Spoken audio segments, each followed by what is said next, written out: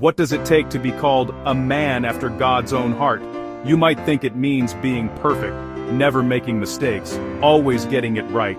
But David's story tells us something completely different. With some brought down. When we first meet David, he's just a shepherd boy. The youngest. The overlooked one. While his brothers stood tall and strong, David was in the fields watching sheep, writing psalms under the stars. But God saw something no one else did, a humble heart, a willing spirit.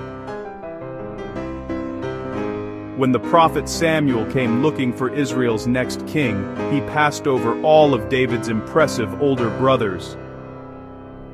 God told Samuel, "Don't look at his appearance or his height. The Lord doesn't see the way people see.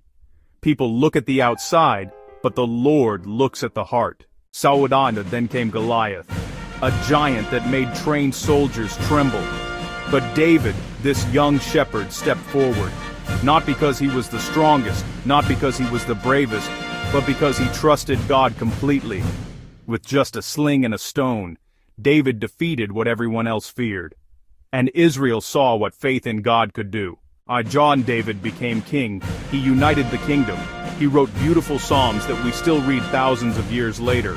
God made a covenant with him, promising that his throne would be established forever. But here's where David's story gets real. This man after God's own heart, he committed adultery with Bathsheba. He arranged for her husband to be killed in battle. He tried to cover it up.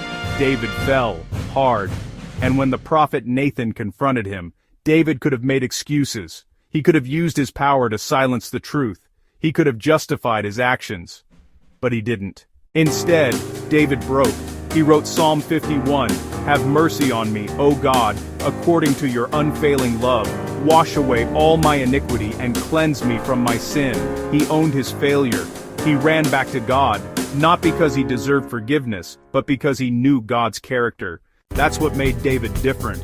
Not that he never fell, but that he always came back, always repented, always acknowledged his need for God's mercy. See, God wasn't looking for someone perfect. He was looking for someone humble enough to admit when they were wrong.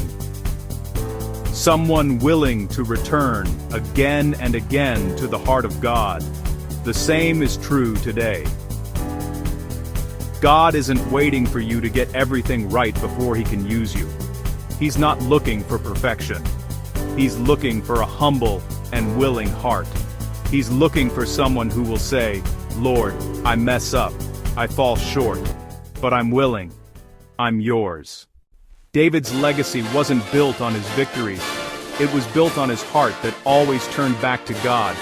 So today, I want to ask you, are you willing to submit your heart to him, even with all your failures, all your mistakes, all your imperfections? If so, just say it. "Lord, I am willing. Take my heart. Use me." That's all he's ever been looking for. A humble heart. A willing spirit. Just like David.